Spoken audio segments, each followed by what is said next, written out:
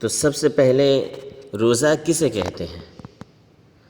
صبح صادق سے غروب آفتاب تک عبادت کی نیت سے کھانے پینے اور جماع سے رکے رہنا، اس کا نام روزہ ہے۔ صبح صادق سے غروب آفتاب تک عبادت کی نیت سے کھانے پینے اور جماع سے رکے رہنا، اس کا نام روزہ ہے۔ حضرات فقہاء کرام نے روزے کے قسم بیان فرمائے ہیں۔ روزہ فرض ہوتا ہے، واجب اور نفل، 3 قسم کے روزے ہوتے ہیں۔ پھر فرض کی بھی 2 قسمیں ہیں، ایک وہ جس کا وقت متعین ہو، جیسے رمضان کا روزہ اس کا وقت متعین ہے۔ دوسرے وہ جس کا وقت متعین نہ ہو، جیسے قضاء رمضان یا کفارات کے روزے۔ اسی طریقے سے واجب کی بھی اس طرح 2 قسمیں ہیں، ایک وہ جس کا وقت متعین ہے، یعنی نظر معین، جس میں کسی متعین دن یا تاریخ میں روزہ رکھنے کی نظر مانی جائے، اور دوسرے جس میں نظر کے لیے کوئی تاریخ متعین نہ ہو، جب چاہے رکھ سکتے ہیں۔ یہ رمضان المبارک کا روزہ یہ تو فرض ہے، ہر عاقل بالغ مسلمان اور جو شخص معذور نہ ہو اس پر فرض ہے۔ ہاں، کن حالت میں روزہ رکھنا درست نہیں ہے، وہ تو عورت کے لیے، جیسے حیض و نفاس والی عورتوں کے لیے روزہ رکھنا جائز نہیں، لیکن بعد میں اس کے قضا لازم ہے۔ اللہ اکبر۔ رمضان میں روزہ ان لوگوں کے لیے نہ رکھنا جائز ہے، جیسے کوئی شخص خوب بیمار ہو تو بیمار شخص کے لیے رمضان میں روزہ نہ رکھنا اجازت ہے، ان کے لیے جائز ہے۔ اسی طریقے سے مسافر، حاملہ، دودھ پلانے والی عورت، تیماردار، یعنی جب کہ اس کے روزہ رکھنے سے مریض کا نقصان ہو۔ اسی طرح نہایت کمزور اور بھوک پیاس سے بالکل مجبور شخص، اسی طرح اللہ کی راہ میں جو جہاد کر رہا ہو مجاہد، اگر وہ روزہ رکھے گا تو جہاد میں نقصان ہونے کا اندیشہ ہو، اس کے لیے بھی اجازت ہے کہ رمضان میں روزہ نہ رکھے۔ اور جنون اور بے ہوشی میں مبتلا شخص کے لیے ان عذروں کی بنا پر وہ رمضان میں روزہ نہ رکھنا ان کے لیے اجازت ہے، لیکن جب ان کا عذر زائل ہو جائے تو وہ روزہ کی قضا کرے۔ ہاں، اگر کوئی ایسا شخص ہو جسے روزہ رکھنے پر قدرت ہی نہ رہے، جیسے ایسے بوڑھا شخص یا ایسا بیمار جس کو آئندہ بیماری سے صحت یاب ہونے کی امید ہی نہیں ہے، تو ایسے شخص کیا کرے گا؟ اس کے لیے یہ حکم ہے کہ وہ فدیہ ادا کرے، ہر روزہ کے بدلے میں ایک صدقہ فطر کی مقدار فدیہ ادا کر دے گا۔ رمضان المبارک کے ہر روزہ کے لیے الگ الگ نیت کرنا ضروری ہے، اور نصف نہار سے پہلے تک بھی اگر رمضان کے ادا روزہ کی نیت کر لی جائے تو روزہ صحیح ہو جائے گا۔ لیکن یاد رکھنا چاہیے کہ نیت کے لیے تلفظ کی ضرورت نہیں، بلکہ محض دل سے ارادہ کر لینا کافی ہے۔ جو ہم سحری کھاتے ہیں، یہ سحری کھانا ہی یہ نیت کے قائم مقام ہے۔ اگر کوئی شخص پورا دن کچھ نہ کھایا نہ پیا، شام تک ایسے ہی بھوکا پیاسا رہا، لیکن اس کے دل میں روزہ کا ارادہ نہ تھا، تو اس کا روزہ نہیں ہوگا۔ کیوں؟ اس نے نیت نہیں کی۔ تو روزے میں نیت کی ایک اہمیت ہے۔ روزے کی حالت میں کچھ کام ایسے ہیں، اگر وہ بھول کر لیا تو اس سے روزہ فاسد نہیں ہوتا، روزہ نہیں ٹوٹے گا۔ بھول کر کھانے سے، پینے سے اور اسی طریقے سے جماع کرنے سے روزہ نہیں ٹوٹے گا۔ اور اگر کوئی شخص بھولے سے روزے کے حالت میں بھول کر کچھ کھانے پینے لگے تو ہمیں کیا کرنا چاہیے؟ اس سلسلے میں بھی فقہاء نے تفصیل بیان فرمائی ہے کہ اگر وہ شخص طاقتور ہے، اب دیکھیے کہ وہ روزہ رکھ سکتا ہے، شام تک اس کو روزہ رکھنے کی مطلب روزے کی جو مشقت ہے وہ برداشت کر سکتا ہے، تو اس شخص کو یاد دلانا ضروری ہے کہ بھائی روزہ ہے، کیا کر رہے ہو؟ اور اگر وہ شخص بہت کمزور ہے، روزہ رکھنے کی طاقت نہ رکھتے ہوں تو ایسے شخص کو یاد دلانے کی کوئی ضرورت نہیں ہے، چپ چاپ اس کو کھانے دیا جائے۔ اسی طرح روزے کی حالت میں مسواک کرنا، اس سے روزہ نہیں ٹوٹتا۔ سرما لگانا، اس سے روزہ نہیں ٹوٹے گا۔ آنکھ میں دوا ڈالنا، خوشبو سونگھنا، انجیکشن یا ٹیکا لگوانا اور گلوکوز چڑھوانا، یہ تمام چیزیں روزہ میں مباح ہے، جائز ہے، ان سے روزہ نہیں ٹوٹے گا۔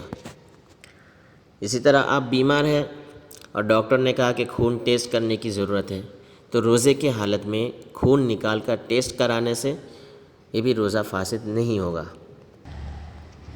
بلا اختیار حلق میں مکھی یا دھواں وغیرہ چلے جانے سے روزہ فاسد نہیں ہوگا۔ اسی طریقے سے کان میں خود بخود پانی چلے جانے سے روزہ نہیں ٹوٹتا، لیکن اگر باقاعدہ کان میں پانی داخل کیا تو ایک قول کے مطابق روزہ ٹوٹ جائے گا۔ اسی طریقے سے کسی کے کان کا پردہ پھٹا ہوا ہے اور کان میں دوا ڈالا، وہ اندر پہنچ گیا تو اس سے بھی روزہ ٹوٹ جائے گا۔ اور خود بخود قے آ جانے سے اس میں بھی روزہ نہیں ٹوٹتا۔ احتلام ہو جانے سے، سوتے وقت سونے میں غسل کی حاجت ہو گیا، احتلام ہو گیا تو اس سے بھی روزہ فاسد نہیں ہوتا۔ اور دانت سے خون نکل کر پیٹ میں نہ جائے، جیسے منہ میں رہ جائے صرف، تو اس سے روزہ فاسد نہیں ہوگا، روزہ نہیں ٹوٹے گا۔ گرمی یا پیاس کی وجہ سے کوئی غسل کرنا چاہے تو بلا کراہت غسل کرنا اس کے لیے جائز ہے، اس سے روزہ نہیں ٹوٹے گا۔ اچھا، کلی کرنے کے بعد اگر وہ ایک مرتبہ تھوک باہر نکال دیا تو اب تھوک نکلنے سے روزہ میں کوئی خرابی، کوئی نقصان نہیں، روزہ نہیں ٹوٹے گا۔ آنسو یا چہرہ کا پسینہ ایک دو قطرہ بلا اختیار حلق میں چلا جائے تو اس سے روزہ فاسد نہیں ہوگا۔ کان کا میل نکلنے سے بھی روزہ نہیں ٹوٹے گا۔ اگر پان کھا کر خوب کلی گرگرا کر کے منہ صاف کر لیا لیکن تھوک کی سرخی نہیں گئی تو اس میں کوئی حرج نہیں ہے، اس سے بھی روزہ نہیں ٹوٹتا۔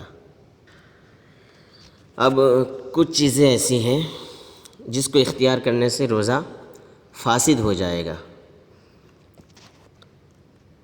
اگر کوئی شخص روزہ کی حالت میں اگربتی کا دھواں یا کوئی اور چیز، کسی دھواں یا کوئی بھاپ ناک یا منہ میں داخل کر لے تو اس سے روزہ فاسد ہو جائے گا۔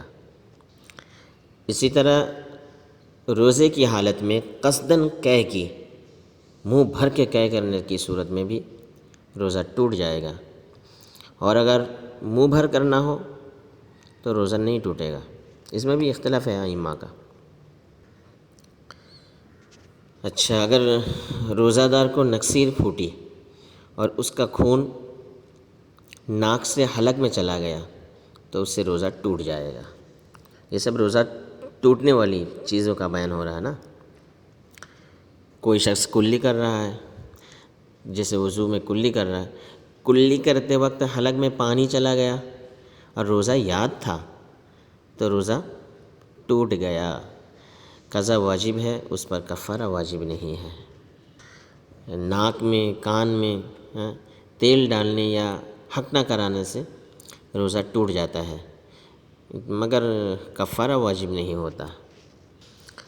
اگر کوئی شخص غلطی سے روزہ توڑ دے یا کسی نے ڈرایا دھمکایا، اس کے ڈر کی وجہ سے روزہ توڑ دیا تو ایسی صورت میں کیا اس پر قضا لازم ہوگی، کفارہ اس پر واجب نہیں ہے۔ اور اگر کسی شخص نے روزے کی حالت میں کان یا ناک میں دوا ڈالی تو اس سے بھی روزہ ٹوٹ جائے گا، قضا لازم ہوگی، کفارہ واجب نہیں ہے۔ کسی کے دانت سے خون نکلا، مسوڑوں کا خون یا دانت کا خون اندر چلے جانے سے روزہ ٹوٹ جائے گا، اس صورت میں بھی قضا واجب ہے، کفارہ نہیں۔ روزہ کی حالت میں کسی کی بیڑی یا سگریٹ پینے کی عادت ہے تو وہ روزے کی حالت میں بھی پی رہا ہے تو اس سے کیا روزہ ٹوٹ جائے گا۔ اور قضا بھی واجب ہے۔ یہ تو تھا قضا، اور کفارہ واجب کب ہوتا ہے کہ رمضان المبارک کو اللہ تعالیٰ نے روزہ کے فرض ہونے کے لیے مخصوص فرمایا ہے اور اس کو خصوصی فضیلت و اہمیت عطا کی ہے۔ اسی لیے آپ صلی اللہ علیہ وسلم نے اس مہینے میں بلا عذر قصداً روزہ توڑنے کو کفارہ واجب ہونے کا باعث قرار دیا ہے۔ تو کفارہ کب واجب ہوگا اور کب نہیں، اس سلسلے میں بہت مختصر عرض کر دوں کہ بلا عذر اور